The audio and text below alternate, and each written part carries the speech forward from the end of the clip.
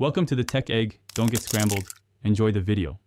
You must enable developer options and turn on USB debugging. Do that now. Once done, connect the phone via USB and run a DB devices to verify the device ID appears.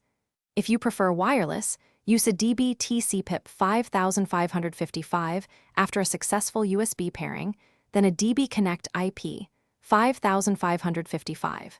Make sure to accept the ADB authorization prompt on the device. These steps get you into a trusted session, so you can run a DB shell command securely and reliably. Once connected, run a DB shell to drop into the device environment.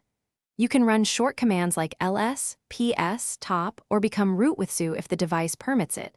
That unlocks privileged PM and operations. Use PM list packages, PM uninstall, and mstart for app control.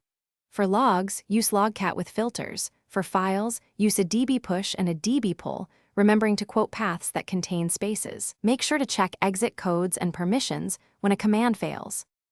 When finished, exit the shell with exit or Control+D and use a DB reboot to restart the device if needed.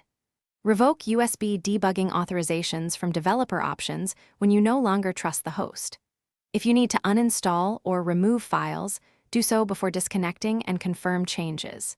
If the device shows offline or won't authorize, restart the DB server with a DB kill server, a DB start server. Check USB mode, file transfer, and confirm the authorization prompt on the device. This resolves most connection issues. Thanks for watching. Consider subscribing if I helped unscramble your problems.